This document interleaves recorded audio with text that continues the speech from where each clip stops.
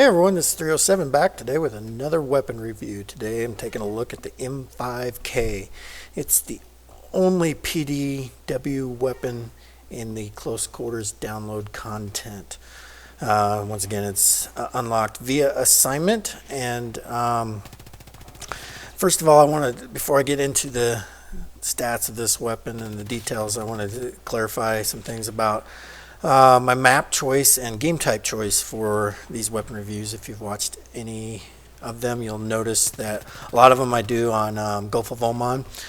This one specifically I did on Nasher Canals, and there's a lot of different opinions about this map as far as a team deathmatch map. But the reason I did is because of this gun. It is specifically a close quarters gun, and maps like Gulf of Oman or any map that's a little bit more open is not going to be a good choice. And then as far as close quarters maps, it's hard to find team deathmatch. I like to keep the variables limited as far as what's going on.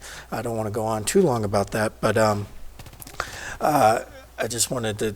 I know there's a lot of Nasher Canals haters out there, and that's okay. Everybody has their opinion, but I just wanted to clarify why I was doing Canals. I'm not a Canals whore or anything like that. I don't play there a lot, but onto the weapon. Another thing I used in this. This is a PDW, so you can, of course, you can use with any class. I use support a lot in team deathmatch if I can, because there's so many people using assault. I mean, just everybody uses assault. And so if I have ammunition, I make a lot of points giving out ammunition. So, and I like the support class. As far as the claymores, I use them a lot, and it's a whole nother issue that people like to discuss, but I won't go there. But so onto this weapon anyways. The stats for it, I compared it a lot to the MP7, the P90, and even the M.T.A.R.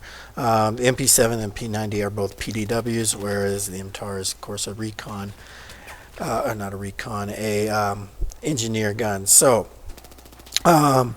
its damage is at 20% or 20% per hit at 8 meters, going down to 12.5% at 40 meters.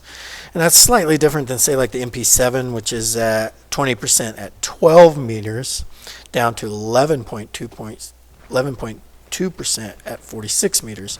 So they kind of just varied things up just a little bit. And if you look at the P90 is actually the same as the MP7, and the M.T.A.R.'s 25% at 8 meters, going down to 14.3 at 50 meters. So it has a little bit more range than this. So that was interesting. It's rather typical damage. The recoil is it has a lot of up recoil, to be honest with you. It has 0.5 up recoil and a left deviation of 0.3 and a right deviation of 0.3. This gun comes with a fore-grip, so that's not an unlockable option. It's just on the gun. So as I unlocked the attachments, I used them. And this gun at first is somewhat hard to control. It's a lot like the M.T.A.R. or of course the MP7. What I found is, it comes with a 20 round clip plus one in the chamber, and that at 900 rounds per minute, it's either 900 or 950. I'm sorry, I didn't have that right in front of me. But anyways, it's a fast firing gun, and I figured out the math on it.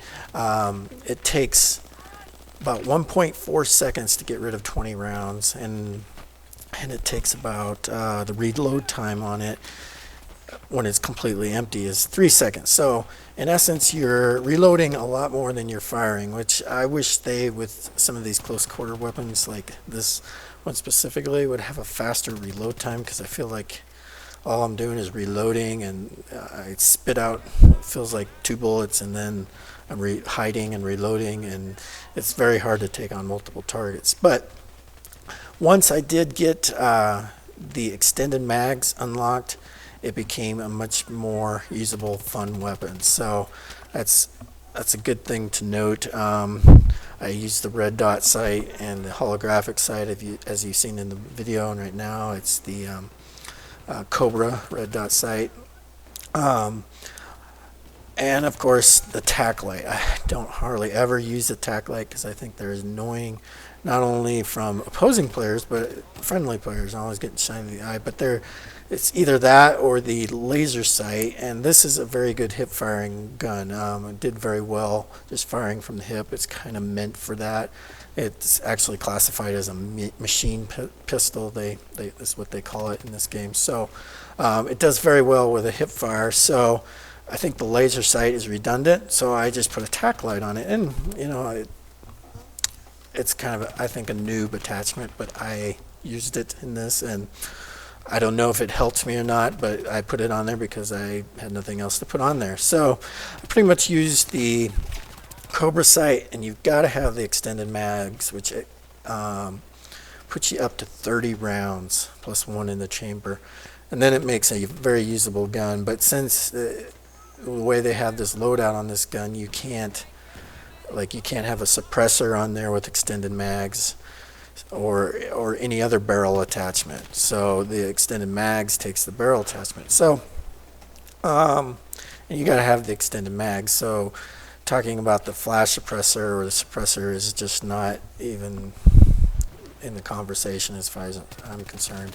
You got to have those 30 rounds. But so my suggested loadout is K.O.B.R.A red dot sight, tack light if you want to, I guess, and the extended mags. It's a fun gun to use, but it's only for close quarters combat like this map. So it's a good thing to keep in mind. That's what it's made for, and that's where it'll be good at. So once again, this is 307. I appreciate your time watching the video. Please give me a like.